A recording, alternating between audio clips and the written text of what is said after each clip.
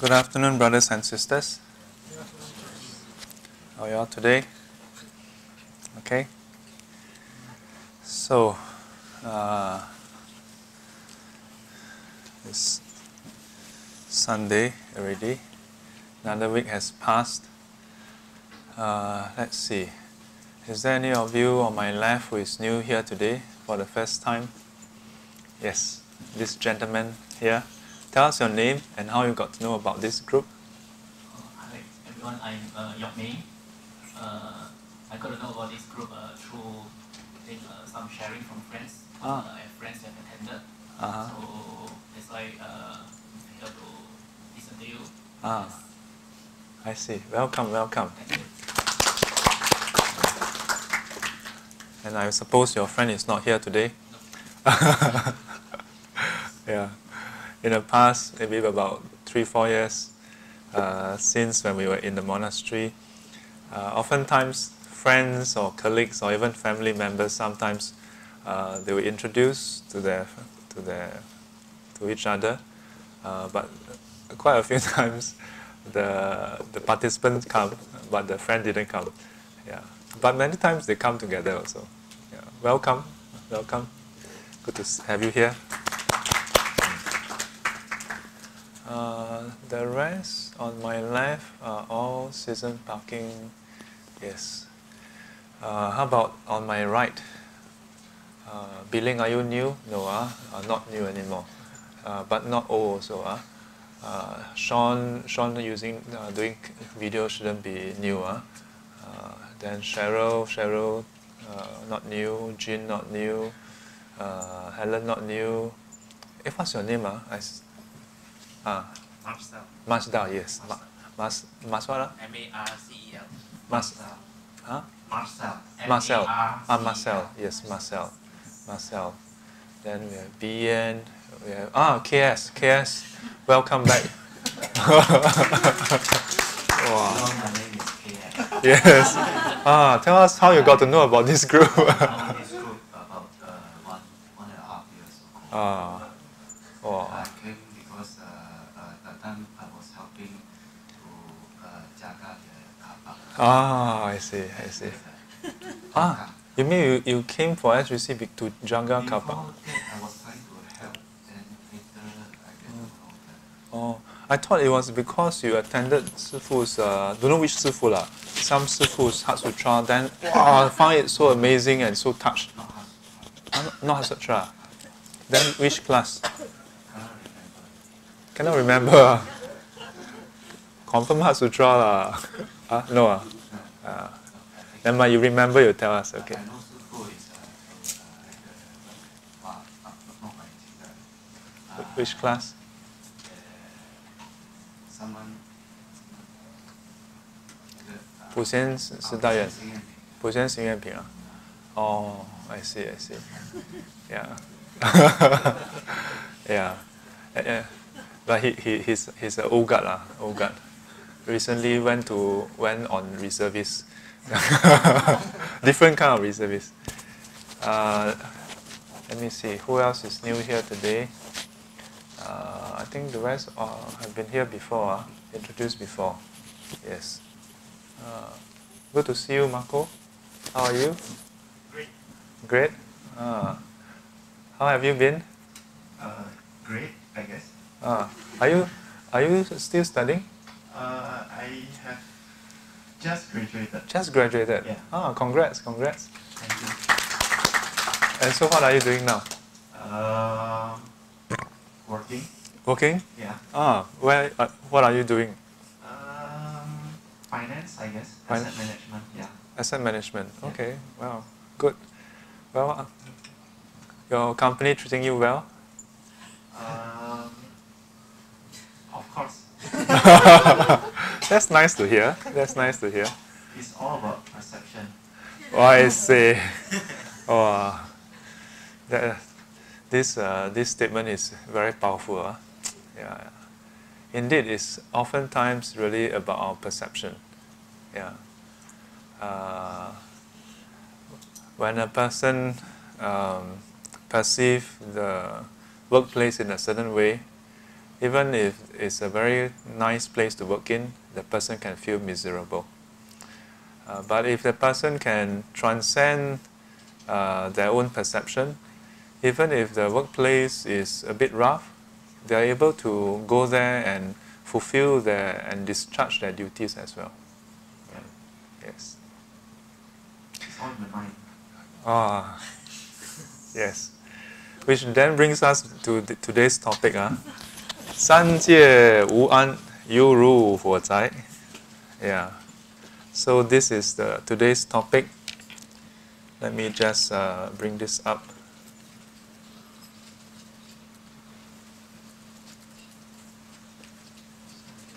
So, let me see. SGC, where are you? Should I open a new one? I think I opened a new one. So, what is today's date? 23rd, huh? 23rd of September, year 2018. Yeah. You know, when I was a kid, there was this movie called Space 1999. Yeah. That TV series was, I think, in the 70s. Yeah. So, it has a space moon. Well, moon is in a space. It has a space station on the moon. Yeah.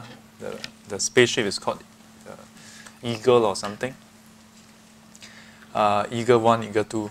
So when I watched that movie, that TV series, I was so excited. You know, as each year passed, I was like, now it's 1979. Wow. Then 1980. I was so looking forward to it, you know. By the time it was 1995, I was like, looks like it's not going to happen. Yeah. In a way, I'm very naive. What I see in the TV, I really believe that is going to happen. Come 1999, we are nowhere near having a moon base. Now it's already almost 19 years since, 19 years since 1999. Yeah, we are still nowhere near. Yeah. So every year when it's a new year, yeah, 2015, 16, 17, 18, I always think about the 1999. Never happened. So this verse, 三界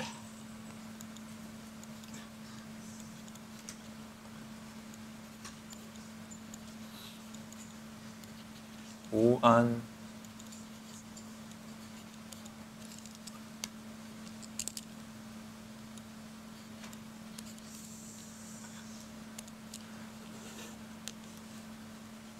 犹如火灾. I think the you is it like that? It's the one with the animal. Huh? With the what? Like that? Yeah. Hang on. Yeah, it's part of a longer verse. 犹如火灾. The 灾.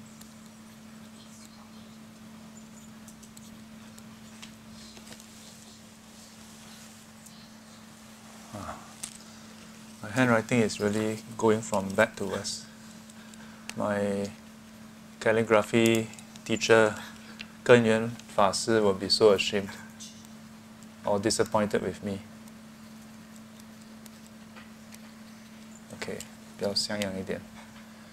So this is actually from 法华经地狱品.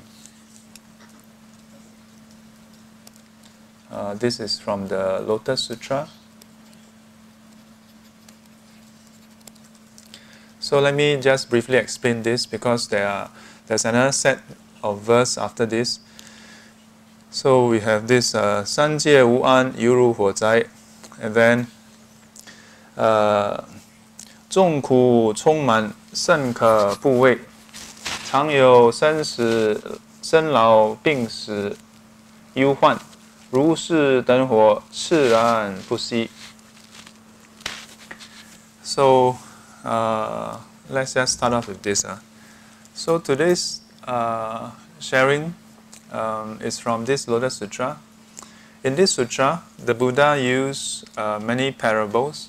Yeah. So there's this sub-chapter, this whole section on parables, various parables given. And this is one of the parable. The parable describes 三界. Do you know what is 三界?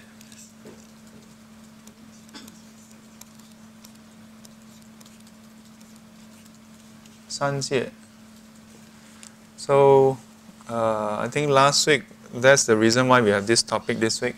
Because last week we went through the Diamond Sutra, and then I sort of, there was something that we discussed and we touched on the different realms.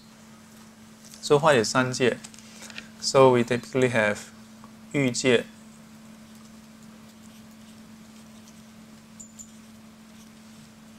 色界,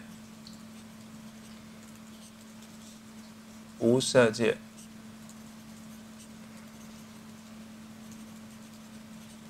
so this is the central desire realm. This is the form. This is the formless. Strictly speaking, it's actually not realms, but world. Yeah, because the Pali Sanskrit term is Kama Loka, then Rupa Loka, and then Arupa Loka. The word Loka means it's actually world. Yeah. So another way to understand the word Loka is a boundary. Yeah, a boundary. Yeah, so which is the meaning of 界. So 欲界 or 欲世界. But the term here is about how there are certain different states of existence, and these three categories define certain boundaries. Yeah. In a way, we can say that there are physical boundaries, but in a way it's not physical boundaries. It's more about the boundaries of our mental preoccupation, mental inclination. For example, we can say that the Buddhist library has a boundary. Yeah, I mean there is a boundary. But those who are inside the library are not bounded by this physical boundary. Those who are outside are also not bounded by this physical boundary. Anytime people can come in, anytime people can go out. But people choose to come in because they connect with the boundaries of what this place is about. Yeah? That when you come in here, you don't have karaoke. You come in here, you don't have seafood. You don't have hot music.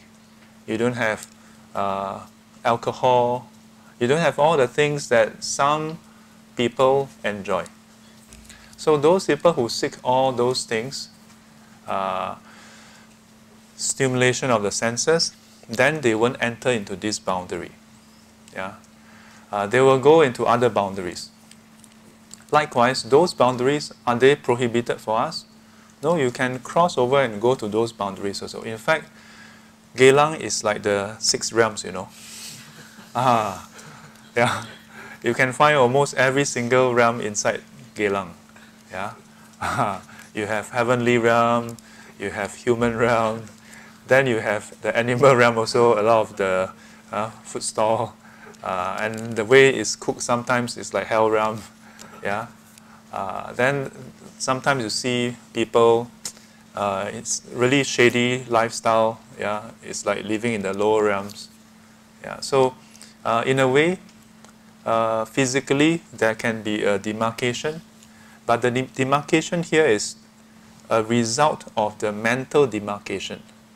Yeah, it's not that it is a physical demarcation, and if you happen to enter, then you become like that. It is that because you are like that, then you enter into this demarcation. Similarly, BL has a physical boundary, but it's not that you come in, then you will want to learn Dharma. It's that because you want to learn Dharma, then you come in here. It's because you want seafood, then you go into seafood restaurant. It's not that once you walk halfway, then someone shows you, then you go inside, oh, can I have some seafood? No. Yeah, it's not that someone just walk past, and then very crowded, then get pushed into the library, then Namo Tassa, the person actually not even a Buddhist, free thinker, then just go in, Namo Tassa Bante. No, it's not like that.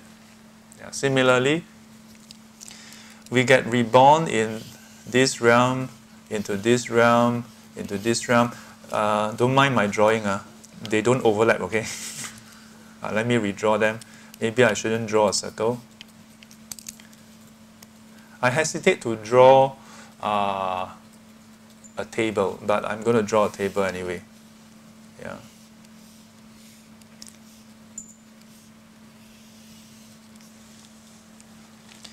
Yeah, so it's not that you go into this realm, heng heng sui sui, then suddenly you have jhana. Yeah. Yeah, so form world, characteristics of those in the form world, they have the jhana meditative concentration. Yeah. Formless, they have the formless concentration.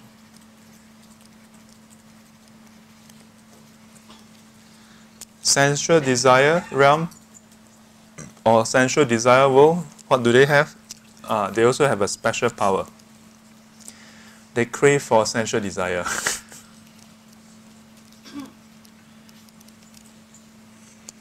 So when we understand this way, then it's not that, oh, I'm born as a human being, so that's why I act in a human way. It's that you act in a human way, that's why you are born as a human being. That you act in a humane way, yeah, in a kind way. But not kind enough to be reborn in the upper level, yeah. You still have sensual desire, so yeah, we are still stuck here. Simple? So that's why in Buddhism there's this saying, among your peers, we don't have to, like, in a way, criticize each other. Sama, all stuck here. It's a matter of degree.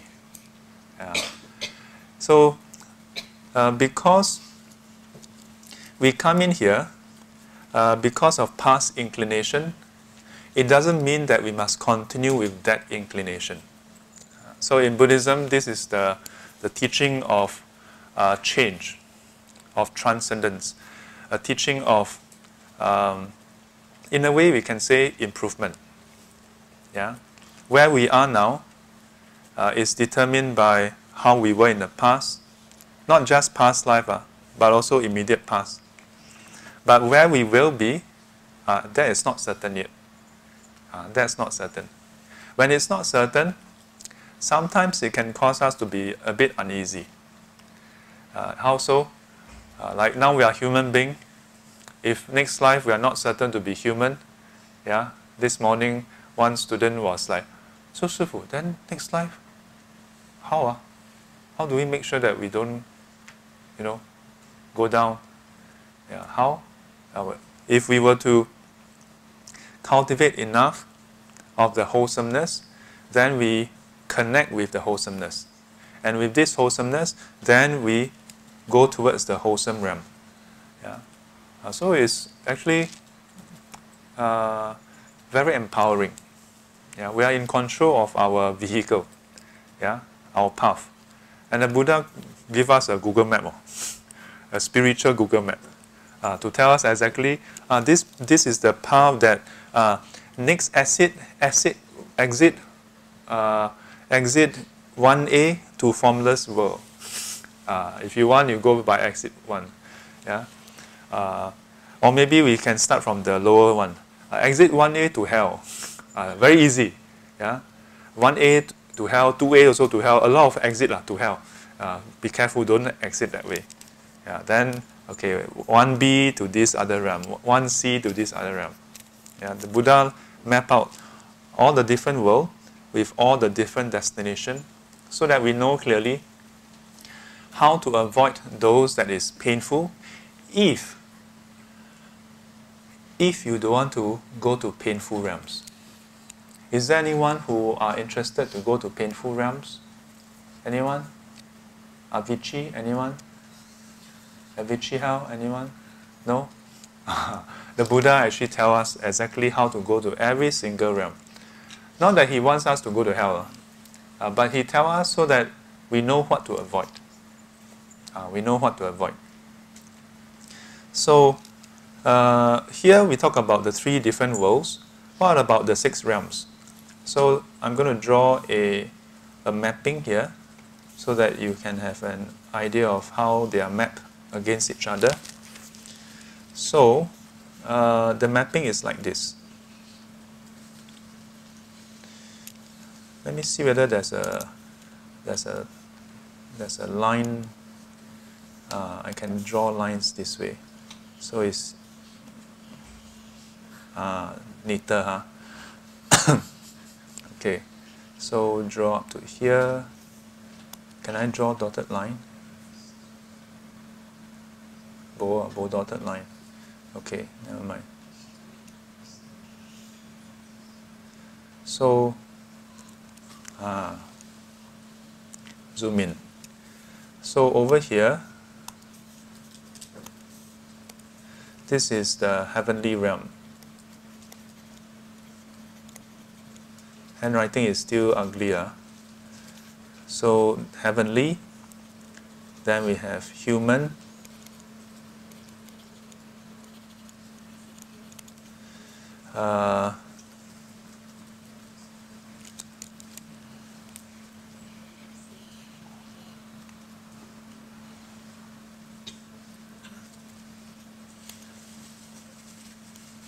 sometimes Ashura is drawn or written next to human because the Ashura realm actually spans close to the heavenly realm, and then the lowest can be lower than human also.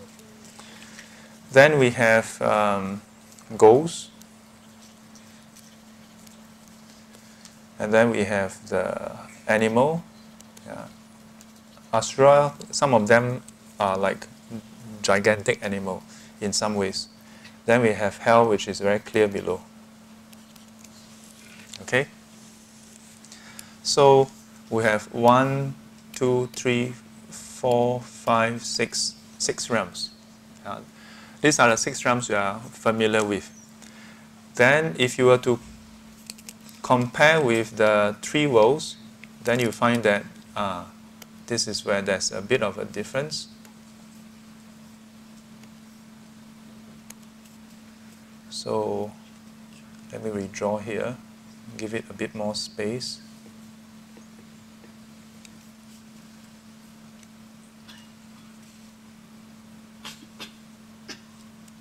I think this is neater, then you all don't get so much headache. Okay, so I hope this becomes clearer. So sensual desire realm actually spans this whole area. So part of the sensual desire realm is under heaven. Yeah, I can understand. Then the rest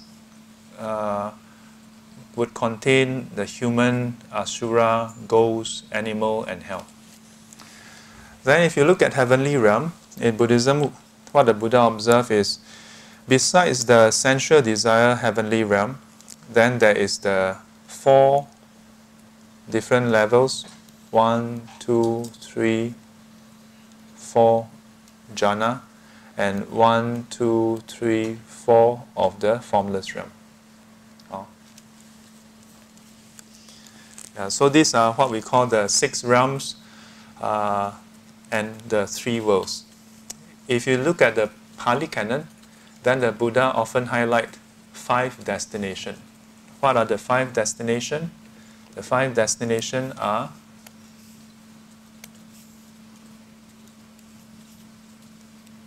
one, 2, 3, 4, 5. Yeah.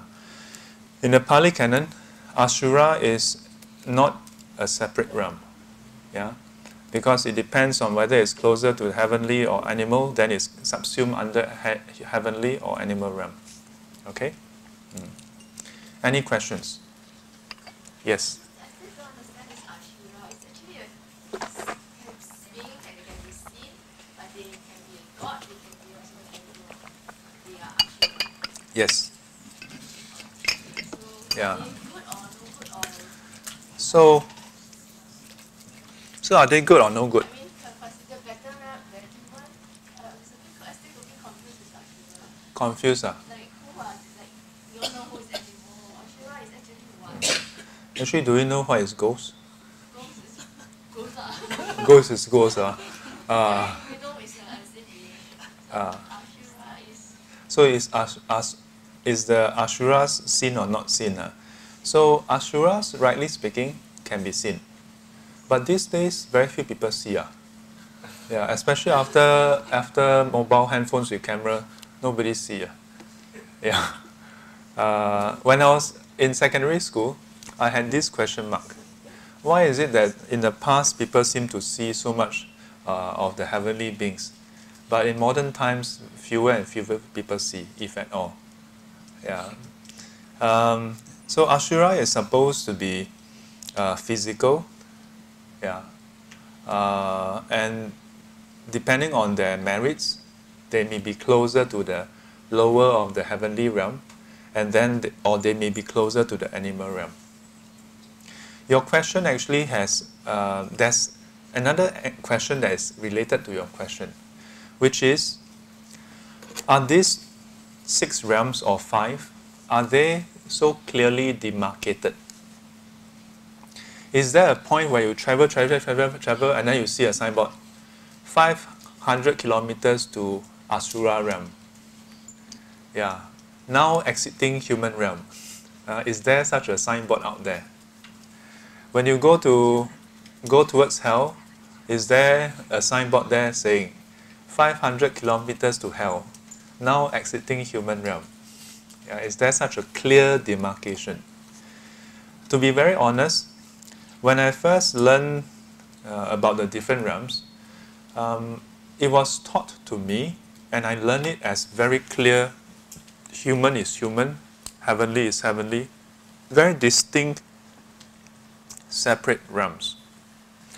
But over the years, as I learned more sutras and also learned more from the commentaries, then I realized that, like many other things that the Buddha teach, the purpose is more important oftentimes, not all the time, but oftentimes the purpose why the Buddha teach this is more important than the exact detail of how he teach it. What does it mean?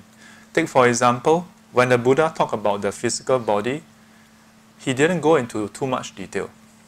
Yeah, and the reason is, why did he teach it?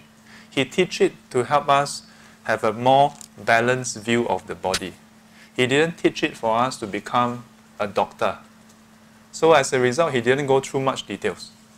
Similarly, when he teach us about the different world, his aim was not for us to become a cosmologist or physicist, astrophysicist, to map out the world system, to know exactly of the different realms of heaven, exactly which part of the world it is. He didn't come out with a star map, He didn't do any of that.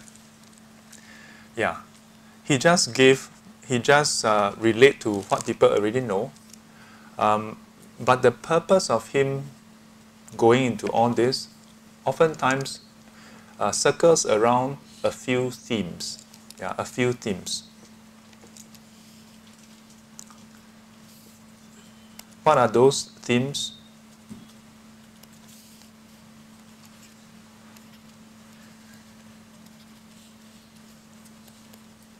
Dharma themes.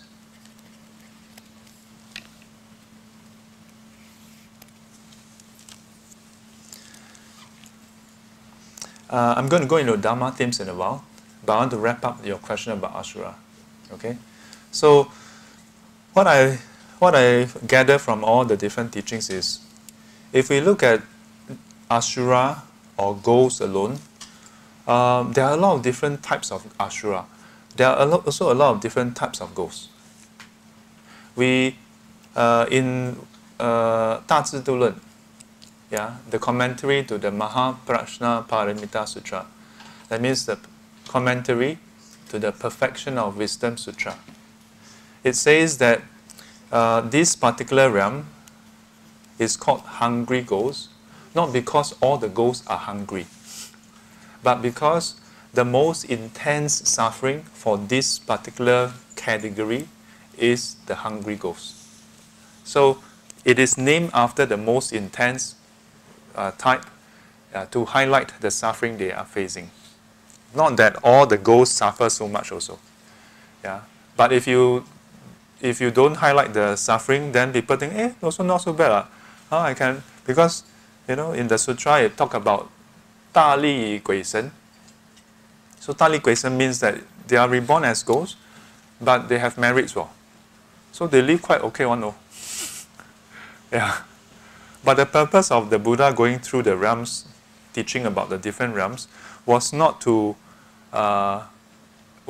map up a chart. Yeah. It was to highlight that in all these different realms, there are pros and cons to them. The three lower realms, let me mark it out in, let's say, black. So, three lower realms.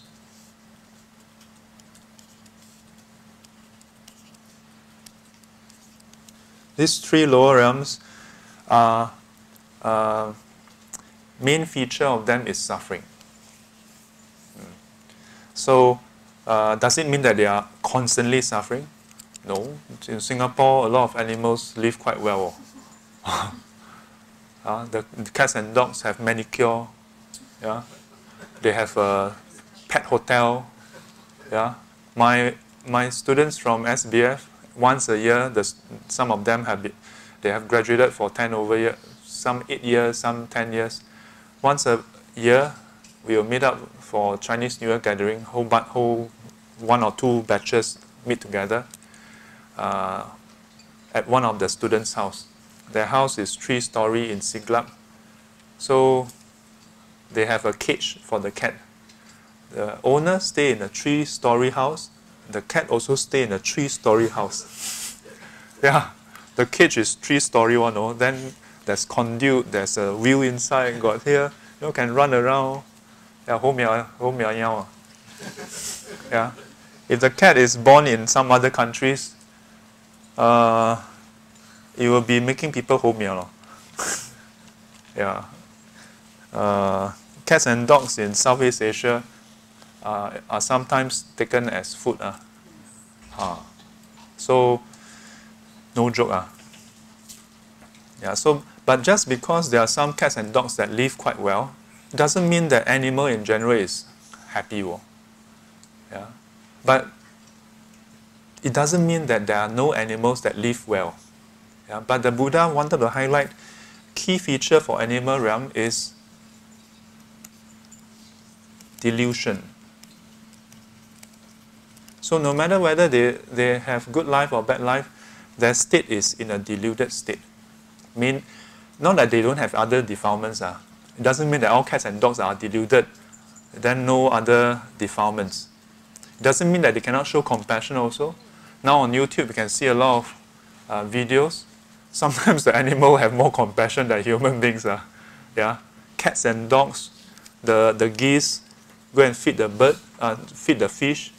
Yeah, the bird have its own feet, right? Then the bird, the geese eat, then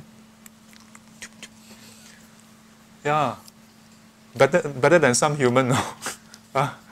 Some human have no compassion for fellow human beings, but the geese have compassion for other species. Yeah. So when we look at I'm sharing with you my own. So my point is that my own appreciation of the realms, in a way, become richer over the years. There is no longer like a strict demarcation, all this is human, all this is what? Because you look at some human, they live like beings from other realms. Yeah. So, but for heavenly beings, then most of us cannot see. Yeah. But of all this, what is the Dharma theme that the Buddha was trying to bring out to us? Yeah. I'm going to refer to some sources on the very subtle details. So let me just this.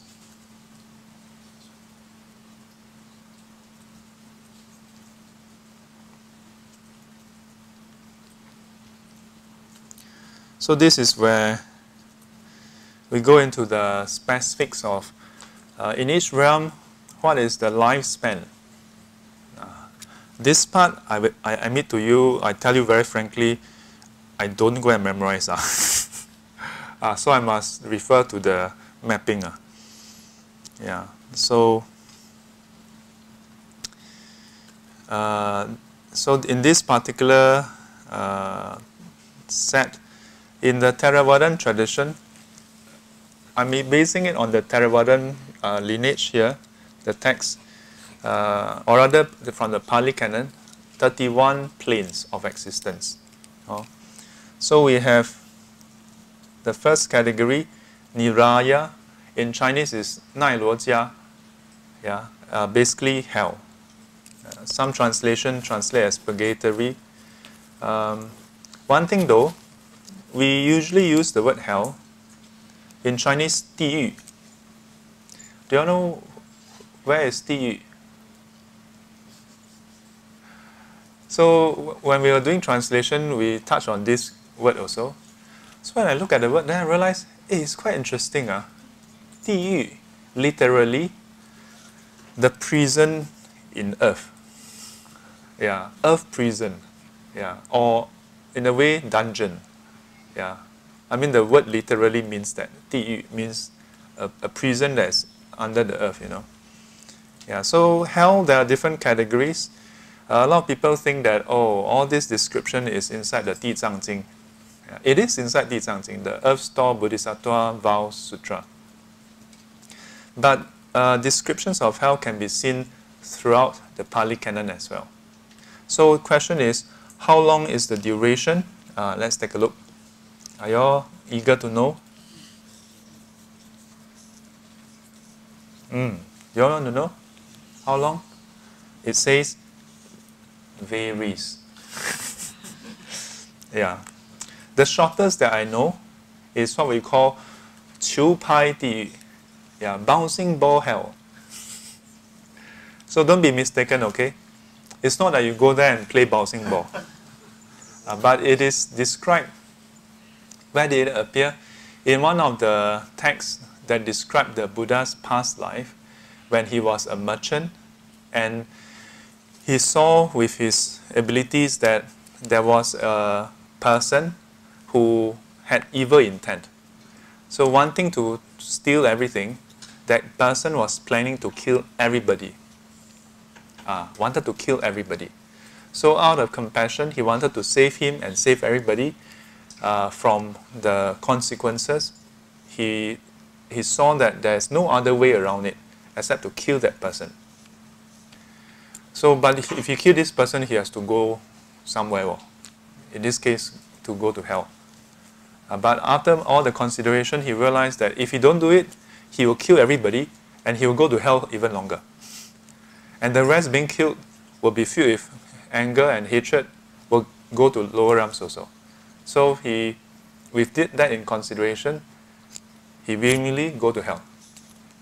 So in Buddhism, we don't justify an action through our intention. He killed him, and later when he died, he did go to hell. But the text then, I think commentary or the text then highlight that when he go to hell, which hell did he go to? This bouncing ball hell. Why bouncing ball? It is that because when he committed the killing, the thought of harmfulness is so minute. It's just sufficient to kill. But the rest of the intent supporting the killing was out of compassion for the rest of the people and even for the person he's killing. Such that even though he go to hell, it was for the duration of a bouncing ball. Yeah. The duration that it takes for the ball to bounce, that's how long he was in hell. So there are some people, when they hear about this sutta, they only hear the front part, then they think, wow, we can justify violence, you know. Never mind, we kill, then, you know, it's okay. But you must ask yourself, you know, are you able to maintain that fine line, only sufficient? And still, you know the saying,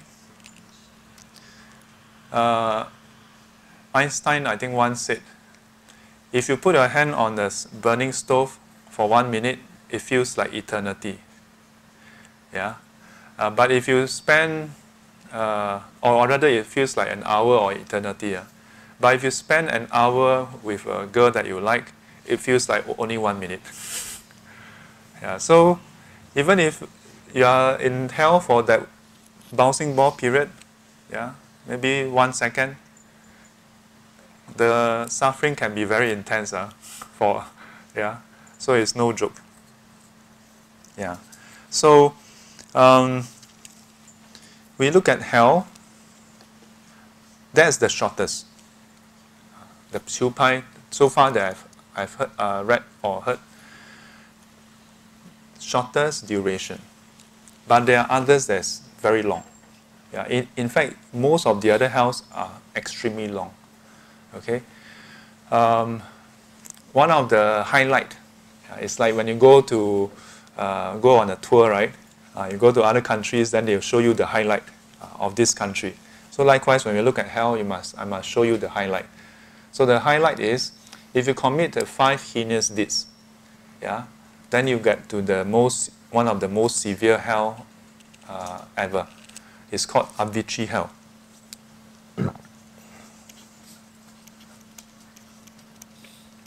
Avicii. So Avicii itself, what does it mean? It means uninterrupted. Uninterrupted. 无间.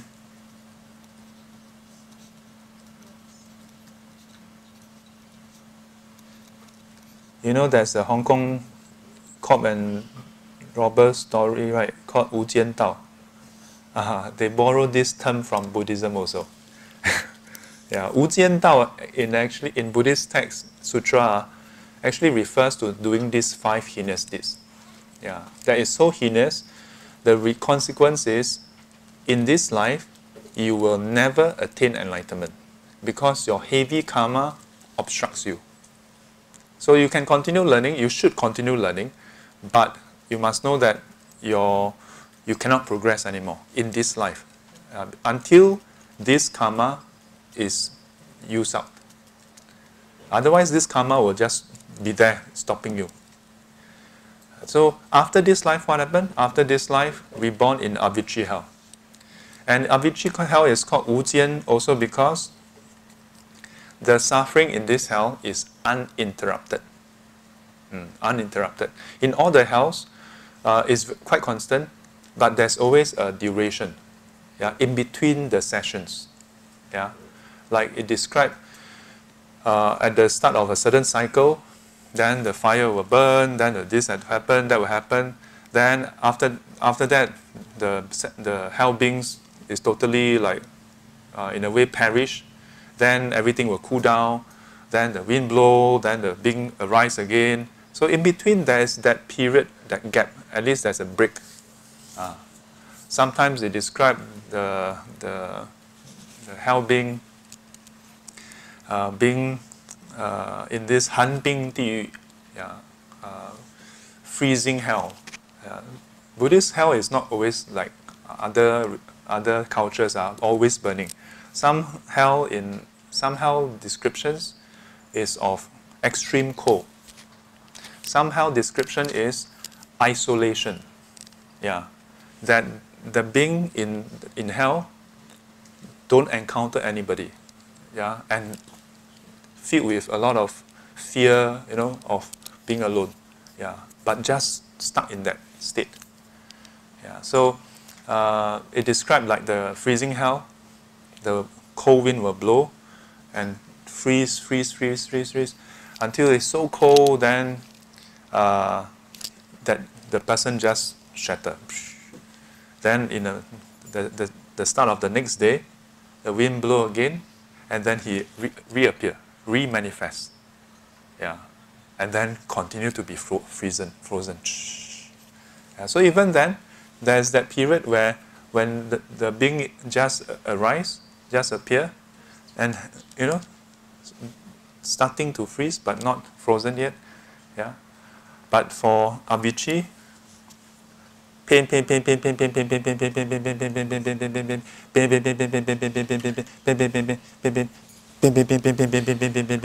all the way. Yeah, all the way until the end of that karma. Hence Avicii.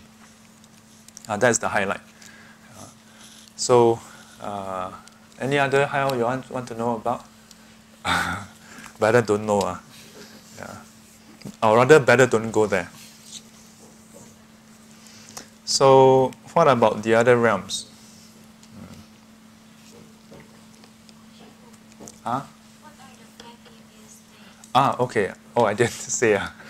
So, killing of one's father, mother, killing of an arahant, harming of a Buddha, breaking up of a community that is in harmony.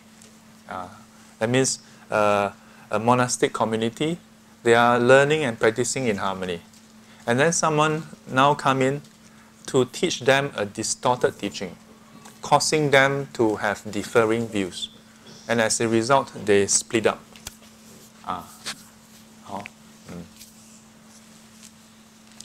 So,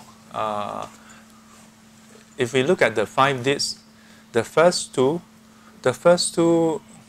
father and mother, have much gratitude towards us, or rather we towards them. We have much gratitude towards them. We are indebted to our parents. So to harm them physically to the point of death, that's very severe. That's very severe. My heart really cries for those when I see news in US. In Singapore, we don't see this much, if at all. But in US, it's not uncommon, to see that, in Louisiana, in Florida, in whatever states,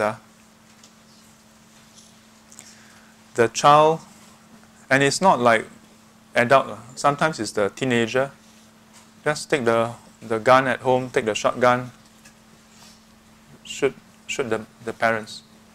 Yeah. There was one particular case I remember. When the police arrived, the son was still sitting in the living room watching TV, Yeah, the mother in the kitchen got blown to bits, and he was just watching TV. It's a crazy thing. But I've been sharing with students, it's easy for us to think that, American society is so decadent, Yeah, the morals is down in the shambles. But I think, in part, it is because they have very easy access, number one, to weapon. Yeah, like today in Singapore, you really have to try really hard to get a gun. I mean, I don't know how. Don't ask me, okay? Yeah, I don't want to know how also.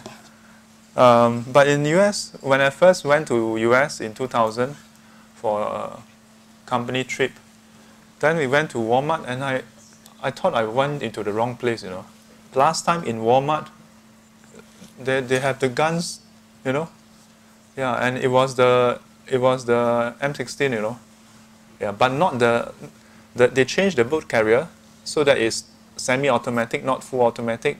Yeah, but still, I was like, wow, really? Yeah, you can easily get a gun. Yeah, You just pay, you register your name, you show your some form of ID. Yeah, because in US they don't have what, like Singapore and Malaysia we have IC, right? Yeah, in US they don't have. Yeah, they usually show their driving license. Yeah, or it can be any kind of identification. Yeah. And people can come up with fake identification. Yeah. So my point is that those conditions, if a person were to then kill the parents, so the first two, parents being some two individuals in this world who have done much for us, if you are to harm them, it requires us to have to give rise to such perverse mentality. Yeah, and it is this perversion that brings us to hell. Yeah, that we must have so much evilness in us to do something like that. The third and the fourth. The third one, Arahant, you can still kill an Arahant. It's still possible. In the Buddha's time, there were some Arahants who were killed. Usually in the text, the Buddha would relate how that Arahant in a past life had some karmic fruit that is ripening already. But you must know that even if that person's karma is ripening, doesn't mean you must go and participate, you know. If let's say now, let's say Zoping, always use Zoping. Anybody want to volunteer? Let's say Zoping lah. Let's say Zoping, now he has karma to be slapped. So what happened? The way I understand it now is, when his karma is ripening to be slapped, then most people who see him will feel like slapping him, no? Yeah. It's nothing magical. It's that when the karma is ripening already, he will somehow do stupid things to provoke people to want to slap him. Not that he consciously think, I should be slapped because my karma is ripening. But it comes as an impulse, he can't help it also. And most people who are not cultivators would be induced to want to slap him also. See you all out. Yeah? But it doesn't mean that you must slap, you know. It just means that there is that impulse. And therein lies the opportunity to change, to transcend our karma. What if nobody slapped him? What if all of us, we are in a retreat, so although he has karma to be slapped, but none of us slap him? Maybe he walked into the wall. Yeah, or maybe because of that, the karma didn't have a chance to ripen, but it's still there. And wait until he finishes his retreat, he go out, immediately go and quarrel with someone, something like that. But you must know that whether in a retreat someone slapped him or outside, the person who slapped, although it's part of the condition resulting in for the ripening, right? It doesn't mean that the person, hey, I'm helping him to clear his karma, nothing wrong. No, the person who slapped is acting on the impulse, and so plant the new seed to be slapped in future. Something like that. The exact consequence still vary, depend on the kind of mental defilements that is arising when the person decides to slap. Depends on the intent, depends on a lot of things. So it's not so simple as, I slap you, then next time you slap me, then since you slap me, then next time I must slap you again, then no and no. So in Buddhism, we don't say that karma this way. Yeah, it's just the potential. Just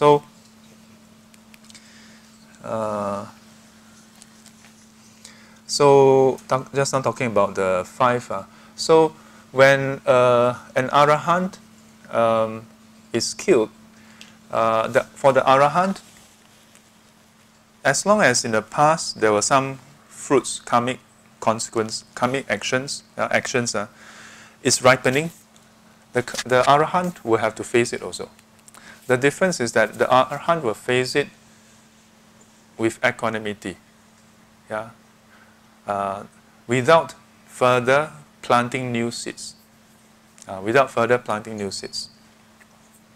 But if a person were to then complete that karma by killing, the person still commits very heavy karma. Why? Because without the person participating, the karma cannot ripen. Just like I mentioned, maybe his karma ripening, but as long as we don't slap him, his karma never ripen. What? He just sit down here and meditate, nothing happen. What? That's why, sometimes in some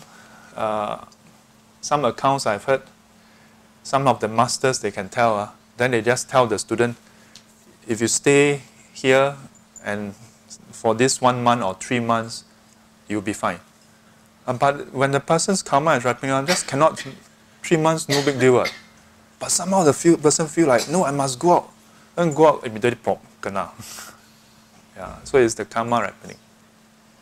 In the case of killing an arahant, the arahant maybe the karma is ripening, but if the person were to go and participate, very heavy.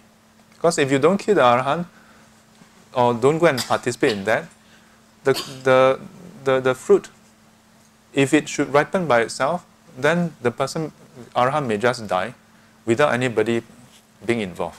I mean, people sometimes die in their sleep. What? Why must you be the one to go and kill? No, Sifu, I must help, ma.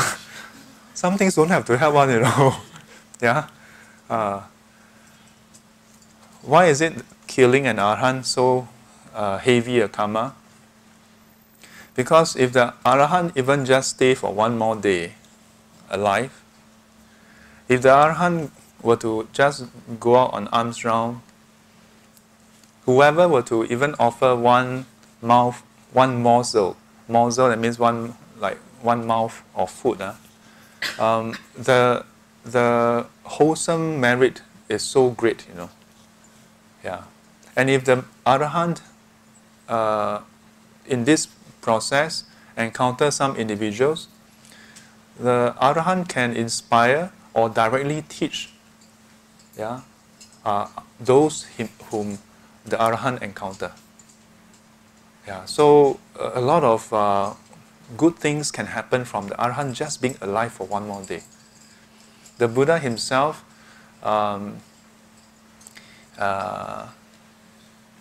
encouraged his disciples not to enter parinibbana immediately after attaining enlightenment, but encourage them out of compassion for sentient beings to stay on for their welfare. Don't just attain enlightenment and just enter parinibbana. Why? So even for the Shravaka disciples to the arahants, you can see the traces of Bodhisattva path inside the Pali Canon already. Why stay on? Stay on, then you can benefit more people, not just for yourself. Since you already complete your task, then no harm for you. What? Stay on, you can benefit more people. So if you kill such a person, much harm. Of course, our Buddha cannot be harmed because the Buddha has purified his sight. As far as this kind of heavy karma is concerned, already all done with. So for the Buddha himself, he was harmed but not killed by his own cousin, Venerable Devadatta. Tried to kill him with a boulder. A splinter came off, cut his toe. 出佛而生血. So just causing the Buddha to bleed or don't. But don't be mistaken, okay? It's not that Buddha, pain, you go to hell. No. So from this, there's something to learn also, Karma is not simply about, how angry is that person? If the person is very angry, you go to hell even more. The person not angry, then you don't go to hell. No. It's not about how angry that person is. But how wrong your deed is. From Arahant and Buddha, we can see this. When an Arahant is killed, the Arahant don't get angry with you, no? In fact, some of them even after that, made utterance, you know, continue on to go and talk to the Buddha, then after that take leave, then pass away. Yeah. The Arahant, no anger. Ayah, you chama, you chama. Yeah. I think the Arahant is more concerned about the person who is going to kill them than about themselves. Yeah. But the consequence is very great. Yeah. Then the last one, because if the Sangha is in harmony, and important thing, and they are in the right path, learning the Dharma, and then you go and cause them to split up, then it's not just one person. We ourselves have wrong view, we cause them to have wrong views. So it's worse than killing a person. Yeah, because it's killing off their right view, killing off their spiritual life. With wrong view, then they deviate from the path, they cannot be liberated. And that is for many lives. I don't know how many lives are. That's why the fifth one is part of the 5 heinous states. Okay, enough about hell. We must go to other realms. Otherwise, stay in hell for too long, not so good. Asura realm is also indeterminate, varies, because depending on whether it's part of the animal realm or heavenly realm, it can vary. Okay. In fact, over here, the categorization, animal also vary. The lifespan, hungry ghosts also vary. The one that has more clarity is, so human realm, over here it says approximately from 10 to 120 years. This during this period. Yeah, during this period. In future, the duration can increase, it can decrease also. Yeah. Then we go to the heavenly realm. So heavenly realm, we have a lot of figures here. The lowest of the heavenly realm, we have the Devas, the 4 great kings.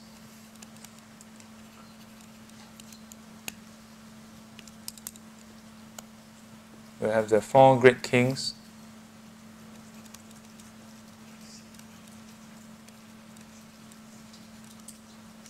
How long is the lifespan there? 9 million years.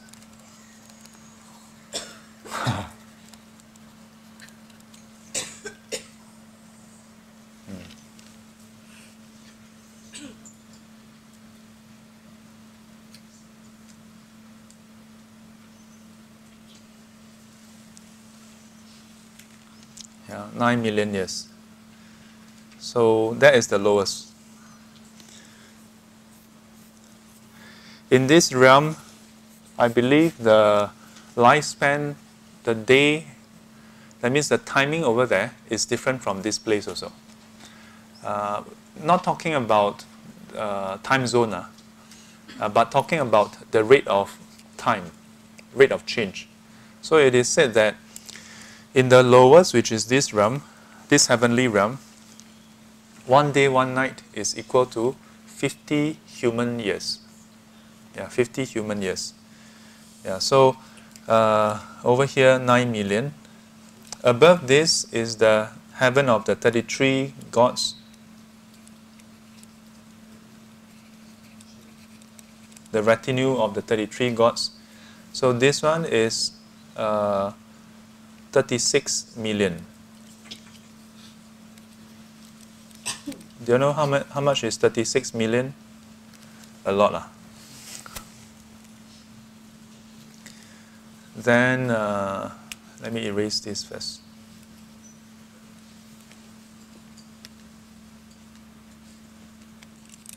And then we have Yama, Ye Mo Tian, the Yama gods, Yama Deva, 144 million years. I just put MY lah. So you basically times 4 each time you go up. Yeah, multiply by 4. Yeah, 9 million multiplied by 4, 36, 36 multiplied by 4, 144. Yeah. So this is the extent of the lifespan up to this point. Then above that there is the Tushita heaven. You know Tushita heaven? Have you been there before? Yeah. Tushita heaven, 576 million years.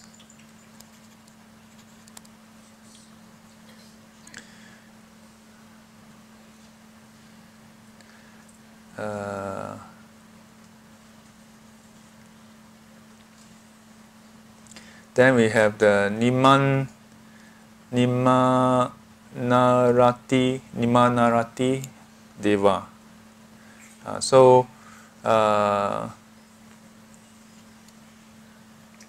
Another name for it is the what we call 他化自在天. Yeah, 他化自在天. Oh, 化乐天, sorry, 化乐天. So this is the 化乐天. Let me write it down. Nimanarati. So this is 2.3 billion years. By now it doesn't make any difference to us anyway. Yeah, to us, once we see 9 million, how long is 9 million? Human history is not even a few 100,000. Yeah, Indian and Chinese history, 不分上下 5,000, 6,000 years history. Yeah, this is what, minimally 9 million years. That's more.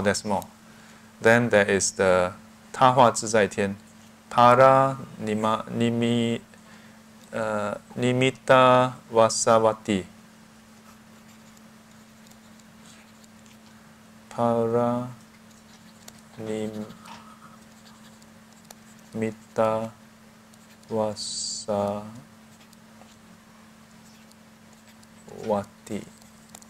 This is 9.2 billion years. Does it even make any sense by now? Now all this is actually part of this section. Okay? Okay? So don't be mistaken that this is under jhana. This is all the sensual desire realm.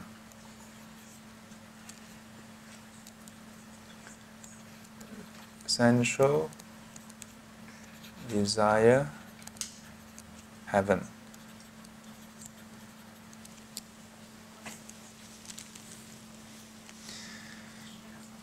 So how do we go to these realms? Yeah. So these various realms are described in the sutta. Anybody who want to sign up? You observe the 8 precepts. Just 8 precepts. You make a vow.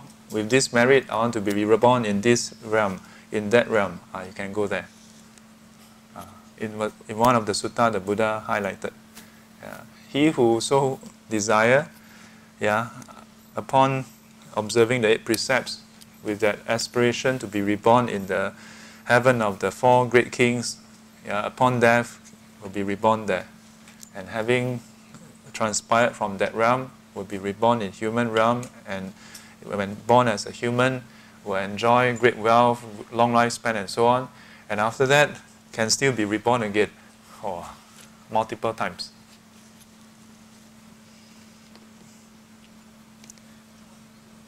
Not finished yet, Yeah, so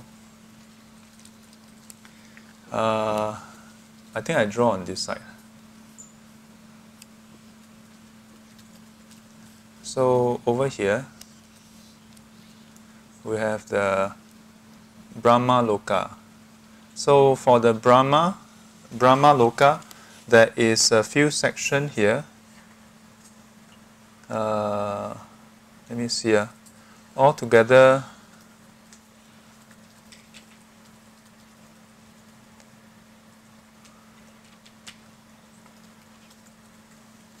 so there's the Brahma.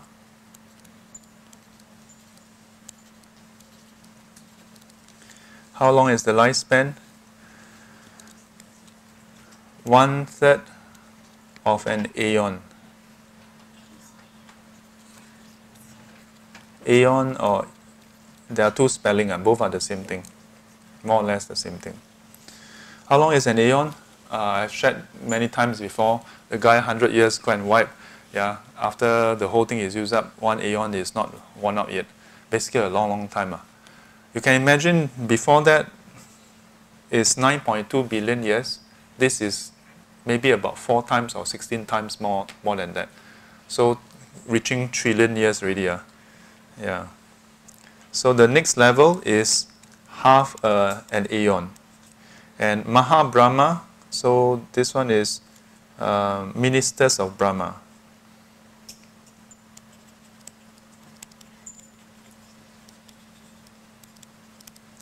Then you have, so we have retinue of Brahma. Then we have ministers of Brahma. Then we have the Maha Brahma, the great Brahma. And this is 1 full aeon.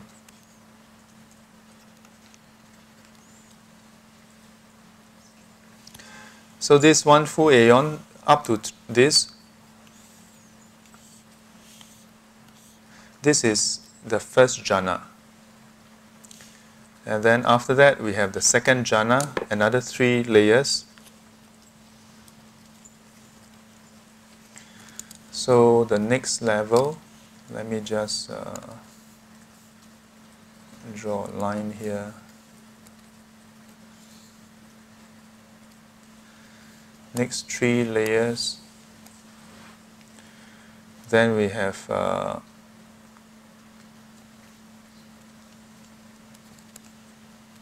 limited radiance. We have unbounded radiance.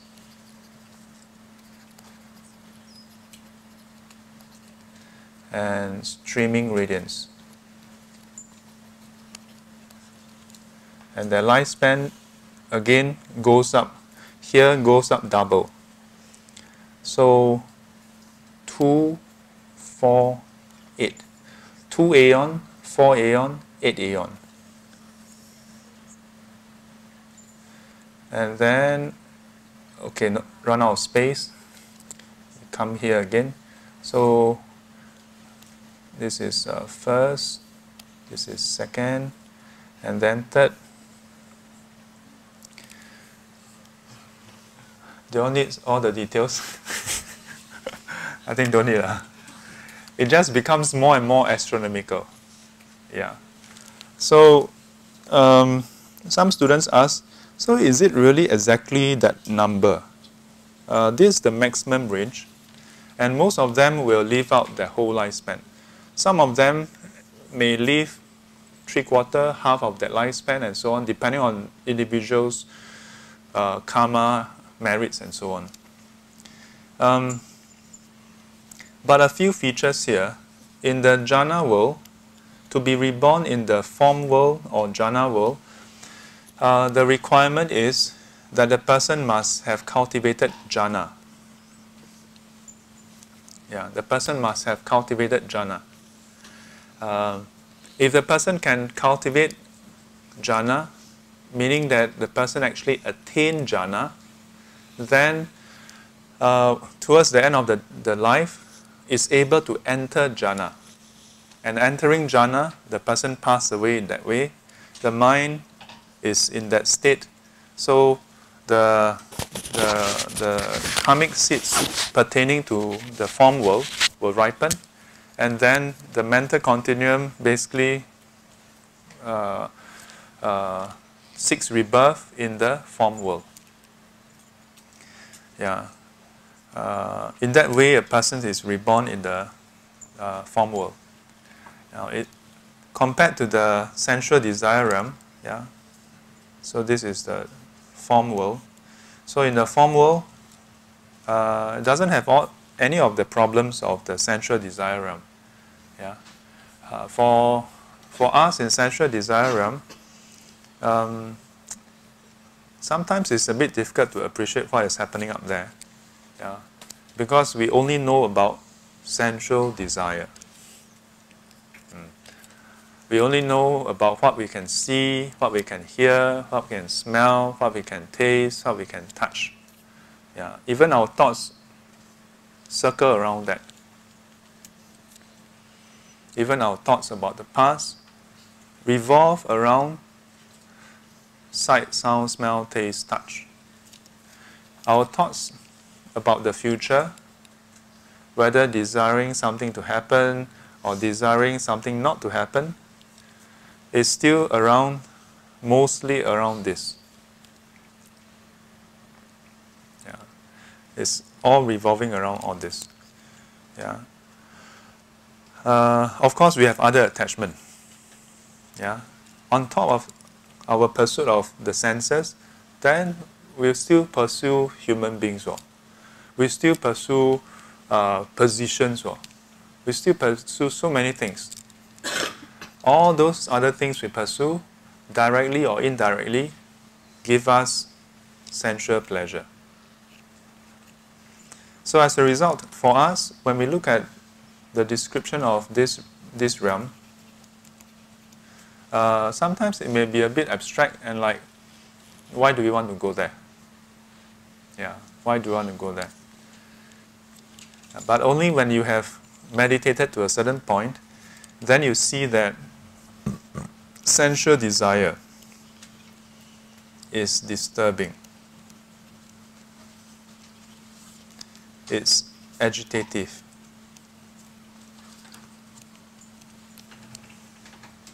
It causes the mind to become restless. Yeah. And it can give rise to other defilements. Yeah. So until we see this, our effort to practice meditation will be sometimes we want, sometimes we don't want. For form and formless realm over here is also not ideal. Because in the formless realm, again, to be reborn in the formless realm, you need to have attained formless concentration.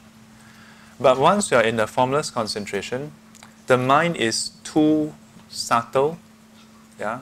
It is not able to give rise to insight. It is so subtle that if we were to maybe use a MRI machine or something, then, machine, is it spoiled? Nothing happening. Yeah, the mind is without any activity, almost without any activity. Yeah, but for insight to occur, there is still some activity. Yeah. So, for one, those in this state, number one, cannot do reflection. Because the mind has to move away from reflection. Then you can go into this. Yeah. Become a very dormant state. Yeah. The mind dormant. Mentally dormant. And of course, in this state, the person has way long before that transcended sensual desire. So this realm is too agitative, this realm is too dormant. So these two are the extremes. Yeah, this realm is actually quite good. It's actually quite ideal, but not easy to attain, and it's not the end also. Yeah, it's not the end also. So in the Buddhist practice, when we practice samatha vipassana, samatha leads to the jhana. Then using the tranquil state of the mind in jhana, use it to give rise to insight. Yeah, give rise to insight. So when the Buddha goes through the different realms, there's just like I mentioned about the Dhamma theme.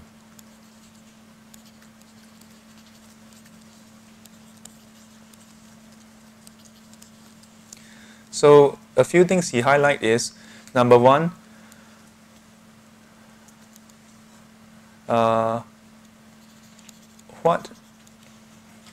is that realm, that state?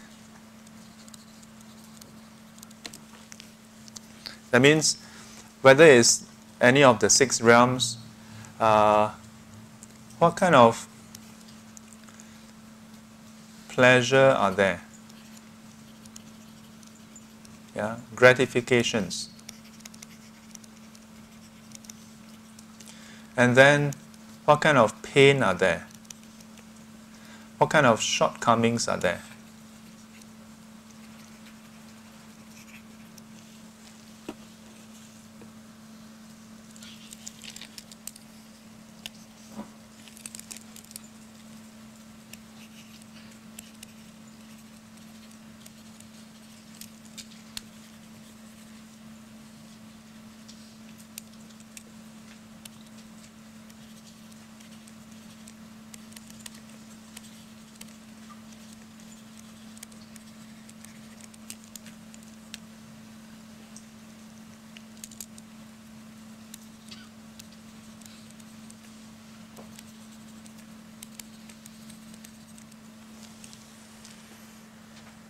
Now, of course, for the lower realms, then it's very clear that there's pain, there's shortcomings. For the heavenly realm, it's very clear that there's pleasure, there's gratification. But for heavenly realm, not easy to see that they also suffer, that there's shortcoming also. But the Buddha also highlight the shortcoming of the heavenly realm. Just now I mentioned a few. Yeah, in the formless realm, the shortcoming is you cannot attain enlightenment there. Yeah, in the sensual desire heavenly realm, there's too much pleasure. You don't seek liberation. So your effort is very weak. And among all of them, the worst shortcoming is the lifespan, although very long, yeah, at some point it doesn't make sense to write anymore. Yeah, it's still finite. From the form to the formless, is this like a progressive thing or either or? How does it relate to? I cannot grasp that part when it comes to so what's the relationship between? What's the relationship? Yeah, between the form and formless. Is it or is it after form then you become the formless? Yes. Or do you have a choice after you reach a jhana state whether you want to be made or? So when a person reach 4th jhana, while cultivating, you have to, if you want, you can go further to cultivate to go into the formless state. Last week, did I cover how to go to the formless state? No. So, should I go into that? Yes. Yes. And the time 10 minutes. Okay, let's just Summary. let's just do 3 minutes on it. But you know when I say 3 minutes, jialat. Some of you start the text, I'll be late. So,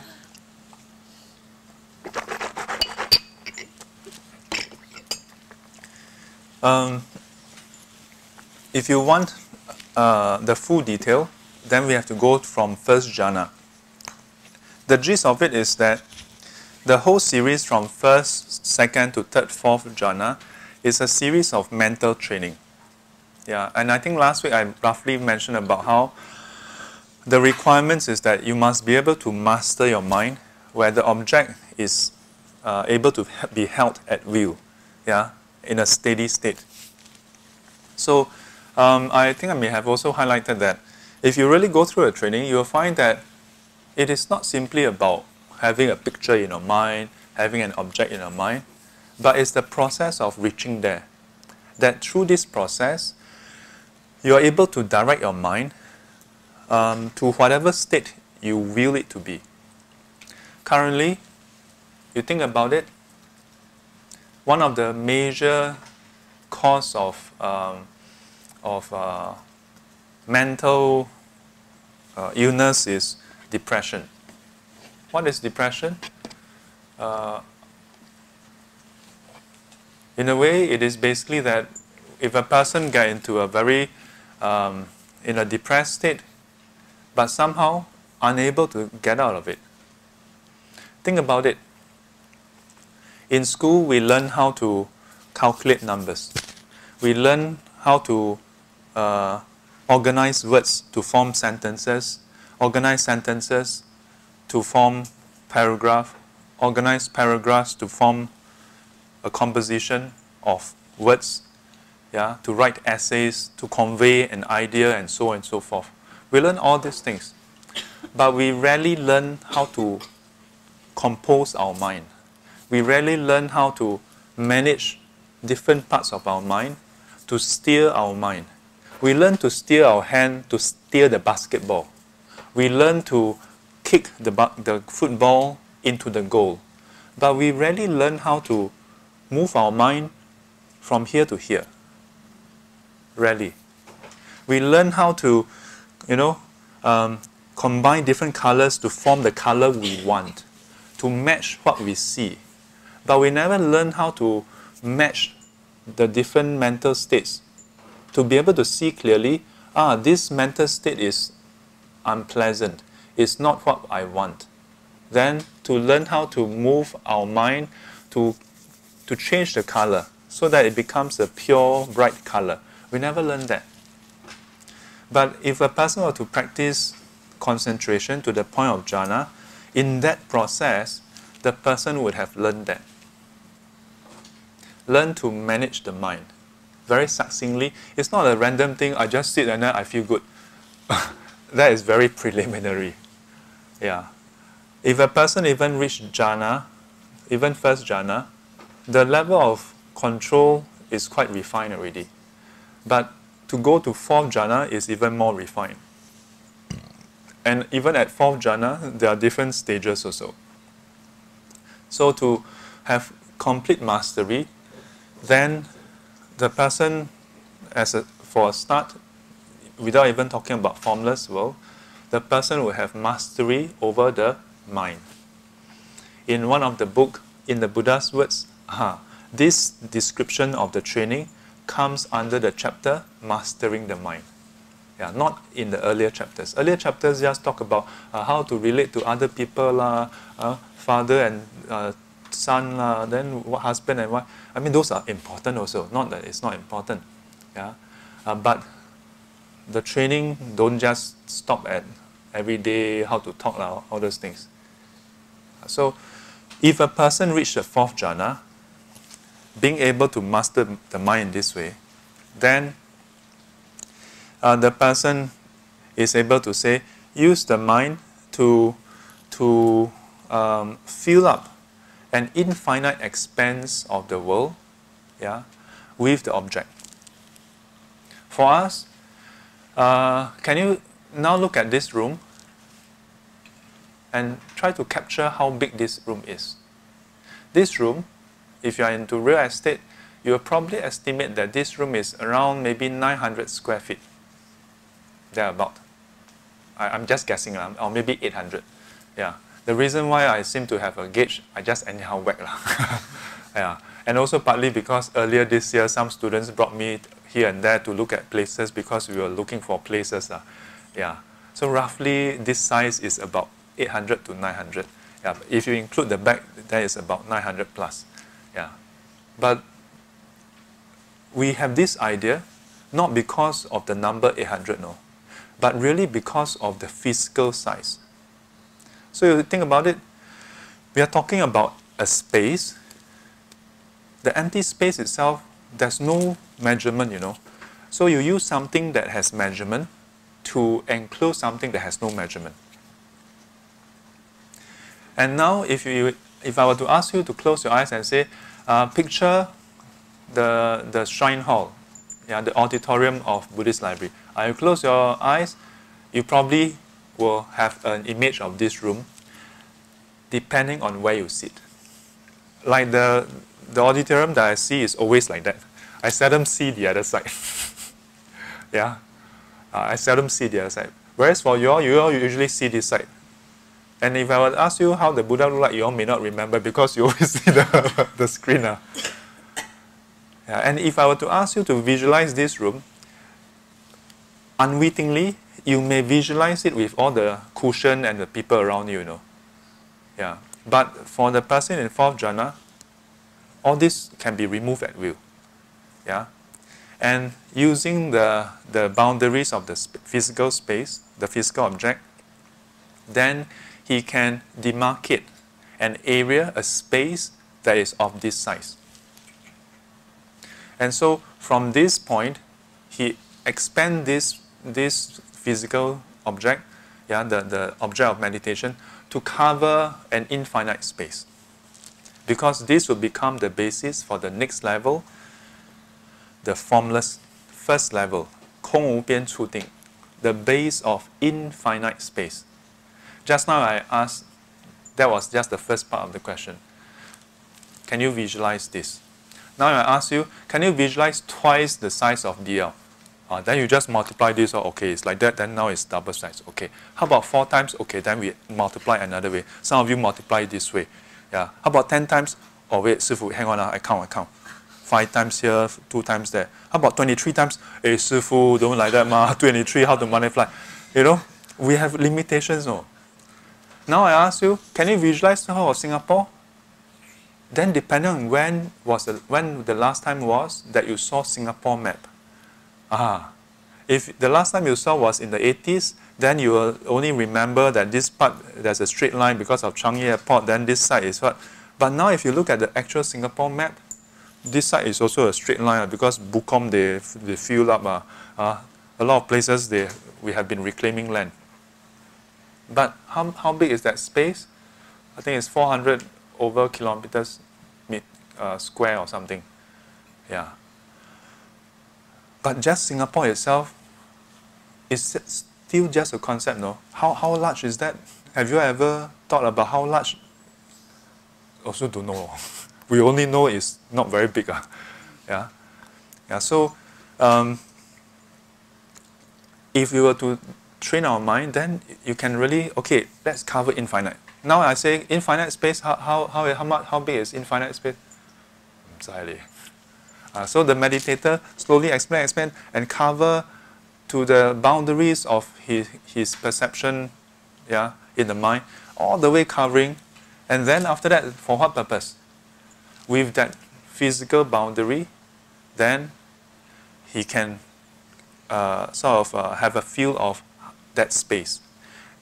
And at will, important thing, because at this point, he can at will show the object, remove the object. So at this point, then he removed the object. Why remove the object? Because at that level, if you want to train the mind to become even more subtle, then he see that even having the object is agitative. Compared to the sensual desire, it's not agitative. But compared to the higher level, it's agitative. So he removed the object. And in place of the object, now you look at the carpet, yeah. Now you remove the carpet. That space outlined by the carpet, that's how big BL is. But we tend to use the physical things to, demarcate. Once removing the object, what is left is the base of infinite space, 空无边处定. First concentration. Second one, 实无边处定. So infinite space, right? So initially from fourth jhana to the first concentration, formless concentration, enter, bounce out, because hard to maintain the empty space without the object. So object maybe come in by itself. So he trained himself. Come out with object, remove it. Come out with object, remove it. Until the empty space is very stable. So maintain that. Then after that, once it becomes stable, to go to the next level, don't focus on the empty space anymore. Yeah? The consciousness, the awareness of the empty space, that is the base of infinite consciousness. So now, remove the empty space. Leave behind the base of infinite consciousness. Just that awareness. You notice how abstract it becomes? Yeah? And it's building on top of each other. Yeah? So second level, formless concentration, base of infinite consciousness, remove the empty space. Left consciousness. Yes?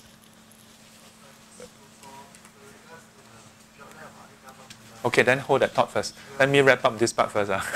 Yeah, because otherwise we will stay until 5 o'clock. So hang on. So from this to the next one, 无所有处定, base of nothingness. If we have not even mastered the mind at the earlier stage, how to even be aware of our consciousness? Not to mention consciousness of base of infinite consciousness. Now, this person remove even this awareness of this consciousness. At this point, base of nothingness. So sometimes some students attend a few classes and, hey, Sifu, can I ask you something? When I sit, nothing in my mind. Is it correct? Quite normal. Don't laugh. Quite normal. A lot of people sometimes feel this way. Then sometimes after that, then they go and search. Wow, am I at this stage?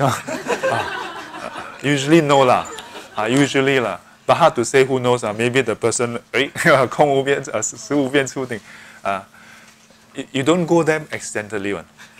Cannot go there. And say, hey, I made a left turn instead of right. Then I go to the base of nothingness. No. Yeah. Usually is that our mind is not sharp enough to know the thoughts. So that's why it feels like there's nothing inside. Actually, a lot of things inside. Yeah. But in this case, the person has gradually really removed all thoughts until left with this thought, there's nothing there. So the base of nothingness in the lineage I was trained in doesn't mean that there's nothing, no. It's just that it's so subtle because the only thought left is, there's nothing. There's still that awareness that there's nothing. Yeah.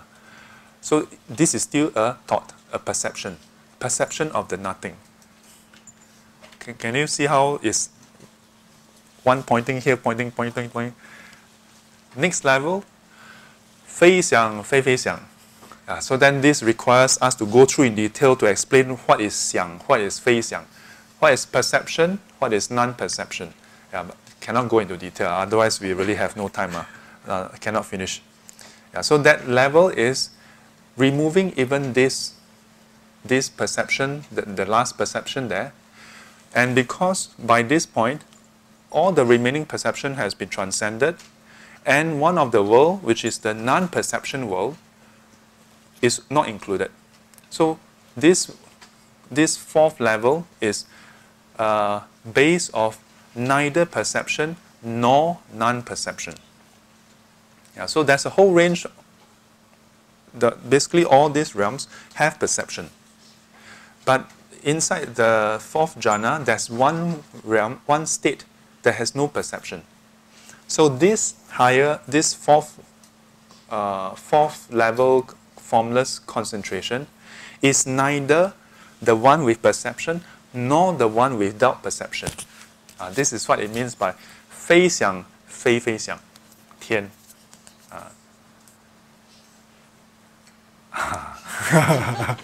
Yes. Very difficult to understand when I read. Somehow you cannot conceptualize. So now can slightly better? Okay. Yeah. But conceptualize and doing it is also quite a distance. Quite a distance.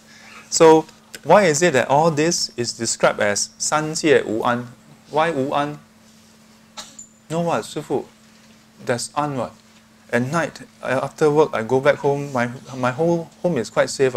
I put 3 padlocks. The fact that you have to put 3 padlocks, it means it's not safe. But here the Wu An, here Wu An is not about some robbers coming in, not just about that. It is about how there's no realm, there's no state in this samsara, in these 3 different worlds, that you can stay there perpetually. That you can stay there and say, okay, I'm done. Yeah. Marco, I'll be here. Yeah. When you're free, you come and look for me. I will always be here. Yeah. No. We are always somewhere temporarily only. When I move from places to places, students sometimes they will come and ask me, 师父, so this time are you here permanently? So I always tell them, I'm here temporarily, permanently, or permanently, temporarily. Yeah. For that matter, I mean, we can also say that, 师父, now you have no place, that's why you say this. Next time you got place, then you're going to say it's permanent. Yeah. But the monastic life is meant to be like that, Buddha himself don't have a fixed place. He go around. Yeah. That's the purpose. That's part of the point. Yeah. Not like you all have a house. Yeah. Always can go back there. But I'm here to break your bubble. That is also impermanent. That's why you have to buy insurance. And even after you buy insurance, it's still impermanent. Even I'm not talking about HDB 99 years after that zero value. I'm talking about even if it's freehold, it's not permanent. Yeah. So, human realm, more ideal for cultivation, but it's not a place that you can stay perpetually. It's not a state that gives you that true calmness and stability where no more trouble will come. Is there a realm that you can say, I go there, after that I go there, no more problem, Is there? No. In a human realm, we have all the different problems that bug us. You're hungry, I go and eat, 师父. After eating, then no more problem. Really? Really? You eat, have you had your lunch? I hope so. Haven't? Ayo, poor thing. Are you hungry? Hungry? You wait long. No, out of compassion, we'll finish soon, okay? Yeah, we'll finish soon. For the sake of Dhamma, worth it. Okay, finishing. So, but you think about it, whether you have lunch already or not, after you have lunch, are you going to be full forever? But the funny thing is that actually not being full, being hungry is not good, But you ask people, if I give you a pill and you'll never be hungry again, this is an essay topic, in secondary school. Yeah, we had this essay topic. And it's very interesting, when you really sit down and think about it, not everybody want it. Because they want that desire to eat. So we have fallen in love with the problem itself. The problem of hunger, we have fallen in love with the problem. This, in modern world, is called the Stockholm mentality, the Stockholm syndrome. We have fallen in love with our prison. But the Buddha says, in reality, just now Marco said perception. We perceive this world, not bad quite good For the three lower realms, we say, this one, not good this one not good this one not good this one not bad Singapore also good Heavenly realm, 9 million 36 this one don't know how to count already Yeah, but the actual truth is, when the Buddha go through all this, then the Buddha highlight certain theme. What's that state and so on. Number 2, the origin. He don't just jump straight to impermanent, don't go there. He tell you clearly, what is good there, what is not good there, you decide. Then he tell you how to go there, the origin. So if you want to go to hell, he tell you how to go to hell also. Not that anybody want to go to hell, except Tizang Pusa, he don't mind going to hell. All the Bodhisattvas, they're okay. That's the difference between Bodhisattvas and us. We think that there's some place that is nice. We think that, this place not bad, that place not so good, so we want to go to this place, want to go to that place. Bodhisattvas see clearly that no place that is safe. So it's not out of their own desire they want to come to this world, but out of compassion. You think firefighters like to go to a house on fire? You think they're crazy? No, it's because they want to save somebody, that's why they go there, isn't it? So in the same way, Bodhisattvas, enlightened ones, they go to the different realms, not for...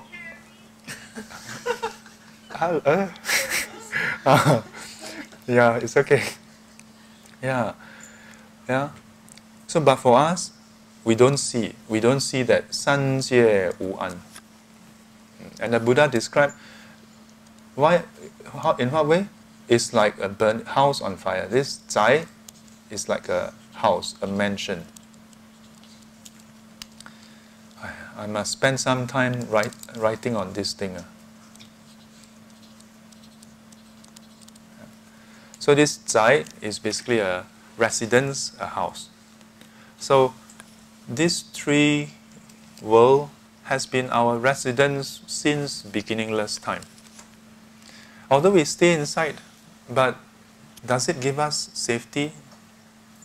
Our house is supposed to give us safety, but these three houses don't give us safety. It's like on fire, it's burning. It's burning. Burning with what? Burning with greed, burning with hatred, burning with delusion. Burning with 贪嗔痴慢 conceit, 疑 doubt, 恶见 wrong views, evil views. Burning with all this, burning with birth, aging, sickness and death, burning with separation from loved ones, contact with unpleasant ones, separation from loved ones, burning with not getting what we want, burning with the 5 clinging aggregates. So the Buddha described this world to be thus. But what does our perception tell us? So actually I didn't expect to spend so much time today to know what happened in between. So today I actually wanted to do a very simple exercise. Maybe we have to find another time 2 weeks later. But it's basically to do a chart. Like if you ask yourself, let's say we put down, these are the default states, defilements. Okay? Then this is the cultivation. Then this is happiness, happy. Then this is sad. Then we ask ourselves, how happy are we? How sad are we? How much cultivation thought do we have? How much defilement thoughts do we have? You may wonder, Sifu, how come you have defilements? You can also be happy. Can. Many times when we are pursuing our defilements, we are very happy, But sometimes, after that, the defilements bring us sadness. When we cultivate, we are not always happy, Leg pain, happy or not? Not happy. So sometimes when we're cultivating, we're not happy. But that kind of sadness can bring us happiness. So you can ask yourself, okay, let's say we start from 0. Then you ask yourself, okay, in a way, the up and down is what you do. Then the left and right is the result.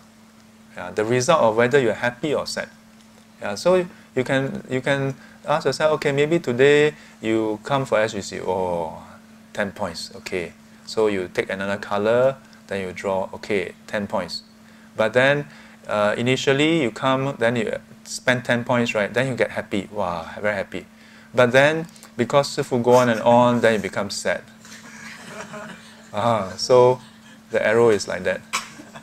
Then Sifu, after that, still draw this chart, then you feel like, what is this, man? Then you start to feel like, I don't want to come again. Then you go down. Then after that, you think, shouldn't be like that lah.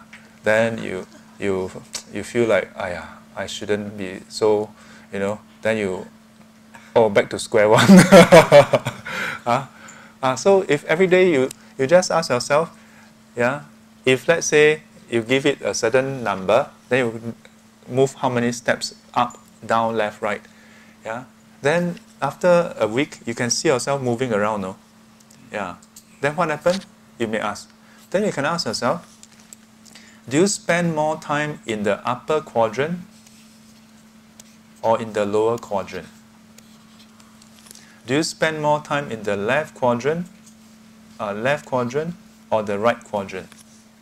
Yeah. If you spend more time on the upper quadrant, that means your effort is good. Yeah. If you spend more time in the bottom quadrant, bottom half, that means you are slacking. Yeah.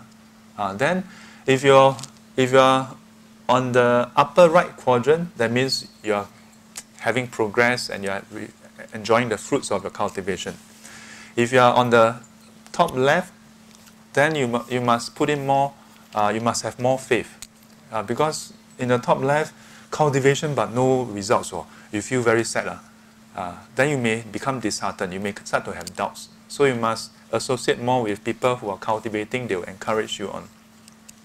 If you are in the bottom right, this is the most dangerous.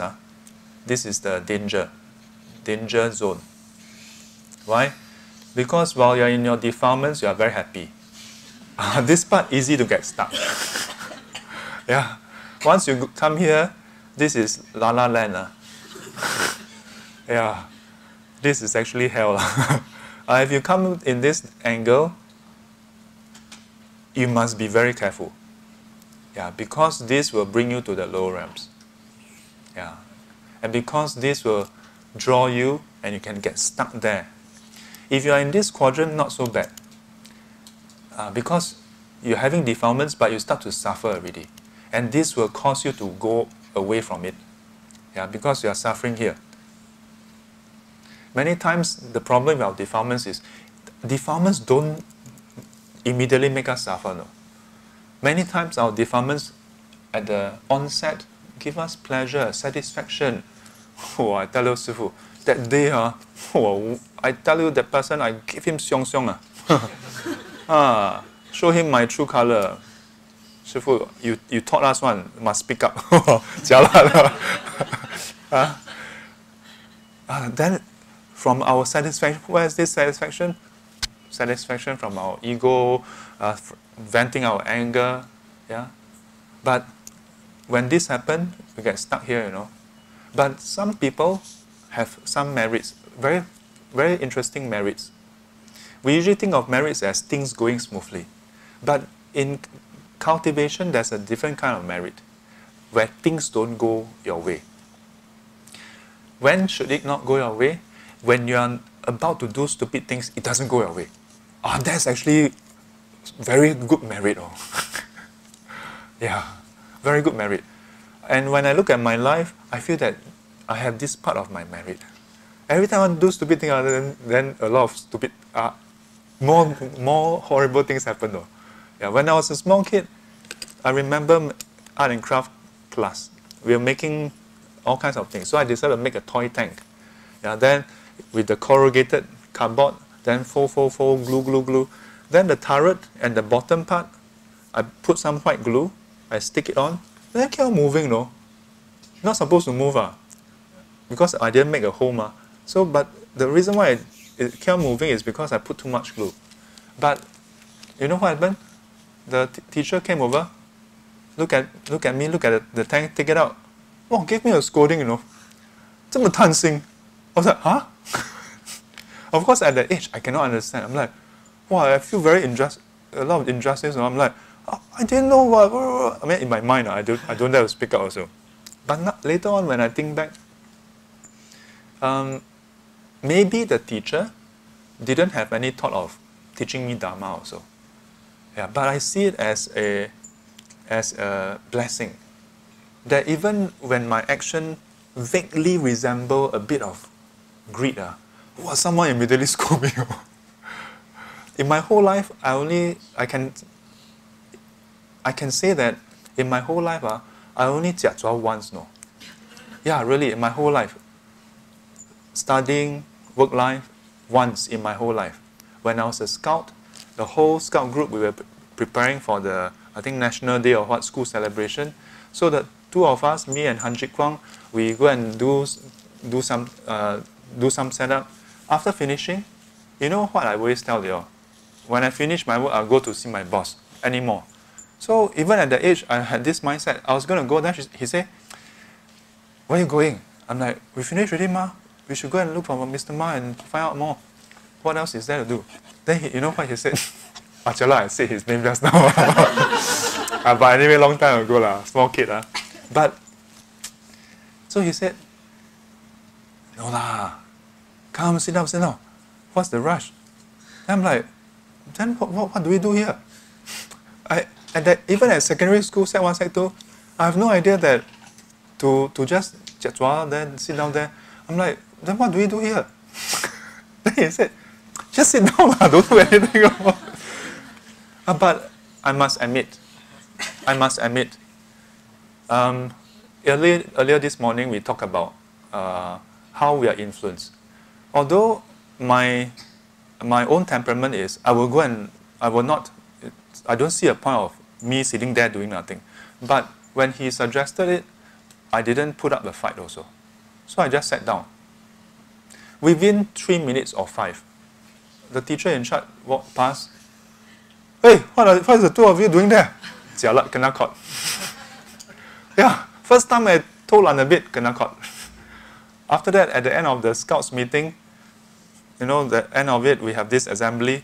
Wow, call the two of us out, punishment, and tell the whole scout group, wow, like public shaming.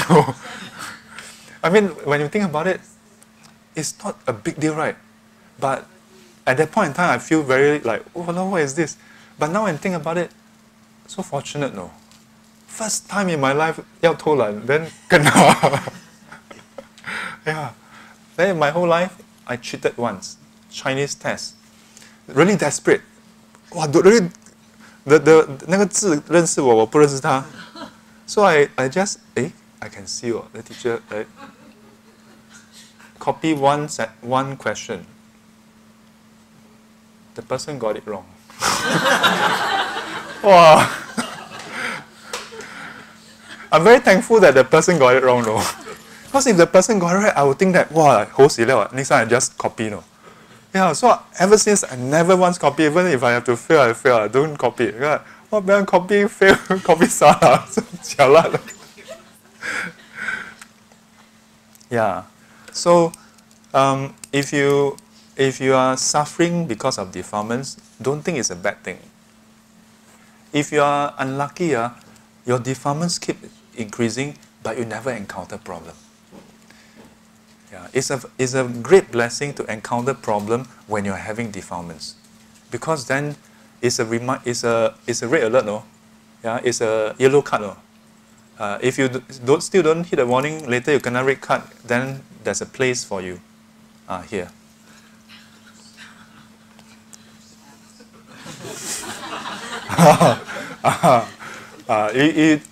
Give you yellow card 1, 2, 3 times, okay, red card.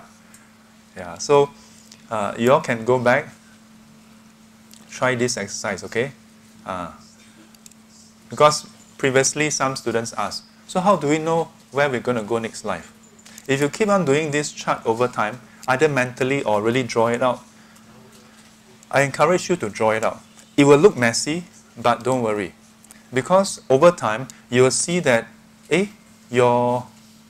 usually you don't go round. Initially, you go around a bit. But after a while, you find that most of your drawing is going in one direction. If it is always here, then you should know. Why is it that when people go to hell, they cannot come out? Not that the description is, wow, the hell wardens hold them in. It's their own karma, no? We are stuck in that cycle. We must break out of the cycle.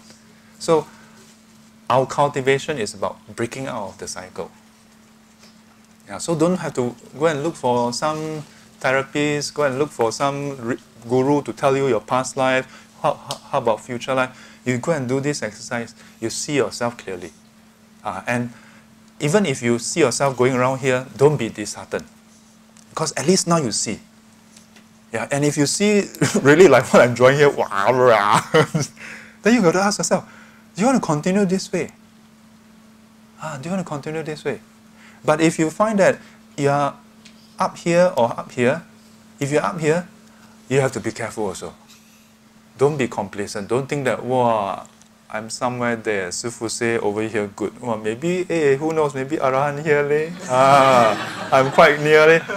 You have to be careful because even here, sometimes our defilements mask as cultivation. Yeah. Conceit is only removed right at the end. So sometimes, even though we are cultivating, we're having more conceit already, you know. Yeah. That's why in the monastic tradition, even no matter how senior, we still bow to our senior. Yeah. So it's a very direct way to remind, to remove our conceit. Oh. So I hope that today's sharing serve its purpose to and does some service to it. Yeah, to impress upon all of us, not just you all, but a reminder to myself that in all the different worlds, the different realms, there's no place of safety, of permanent ease. There's temporal ease, yes. Here for a while, there for a while, okay. Sometimes we need it also. But don't become complacent. Don't think that that's all. And lastly, I hope that you all will try out this exercise and see for yourself. Know yourself. Yeah. Know where we stand.